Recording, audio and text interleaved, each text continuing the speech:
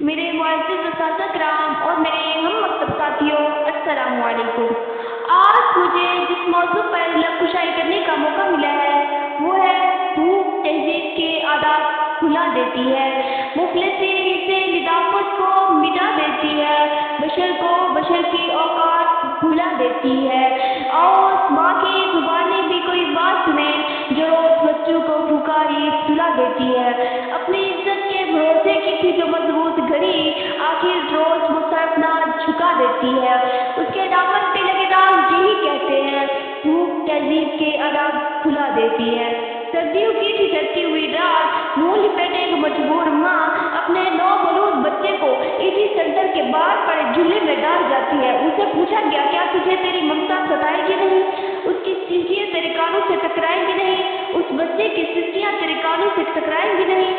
تو کپ کپاتے ہوئے ہونٹوں سے مجبور ماں جب یہ جواب دیتی ہے میں اپنے پیٹ کی بھوک تو برداشت کر سکتی ہوں مگر اس بچے کا بھوکا رہنا مجھ سے دیکھا نہ گیا، تو اس پر یہ کہنا بجا رہتا ہے کاش میں ماں کی محبت ملا دیتی ہے، بھوک تہذیب کے آداب بھلا دیتی ہے۔ صدر علی وقار آج اس معزز و باوقار ایوان میں قائد عوام نے جو قرارداد پیش کی کہ ہم معاشی نہیں اخلاقی بدحالی کا شکار ہے، تو میں اس کی بھرپور مخالفت کرتی ہوں کیونکہ وہ جس اخلاقی بدحالی کا رونا رو کر گئے اخلاقیات تو خود معاشیات کی محتاج ہے، قریب ہے مفلسیت میں کفر تک لے جائے گی۔ آئیے دلائل پیش کرتے ہیں۔ روٹی کے چند ٹکڑوں اور قابل گزارا دودھ کی قلت سے تھک پا کر میں دم توڑنے والے مجبور بچوں کا اصل مسئلہ اخلاقیات نہیں معاشیات ہے۔ اسی شہر لاہور میں مثبت ستات آ کر بشرا نامی خاتون نے اپنے 2 معصوم بچوں کے ساتھ چلتی ہوئی ٹرین سے ٹکرا جائے تو اس کا اصل مسئلہ اخلاقیات نہیں معاشیات ہے۔ زرد چہرہ، آنکھیں اندر کو دھسی ہوئی، بڑھاپے کی وجہ سے پورے جسم پر چھریاں لیے نستر ہسپتال کے باہر فقط خون 2 کلو آٹھنے بیچنے والے بوڑھے کا اصل مسئلہ اخلاقیات نہیں معاشیات ہے۔ چہرہ بتا رہا ہے بھوک نے مارا ہے، لوگ کہہ رہے تھے کہ کچھ کھا سمجھ گیا۔ صدر علی وقار تنگ دستی، بھوک اکثر معاشی حالات اعلیٰ اخلاقیات کی ضد ہے۔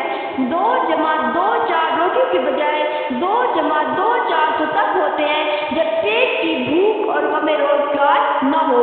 بیٹی کا 4 دیواری میں رہنا، خاندان کی عزت پر کس بننا، یہ سب تو تب ہوتا ہے جب پیٹ کی بھوک اور غم روزگار نہ ہو۔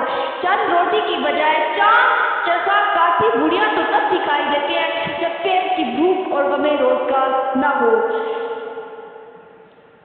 فاقوں نے تصویر بنا دی آنکھوں میں، گول چوپی ہو چیز چھوٹی لگتی ہے، تو عبادت اور ریاضت بھی تب ہوتی ہے جب پیٹ کی بھوک اور غم روزگار نہ ہو۔ کون عاشق خدا کی ذات کا ہے، سارا چکر معاشیات کا ہے۔ صدر علی وقار آئیے زمینی حقائق کا جائزہ لیجیے۔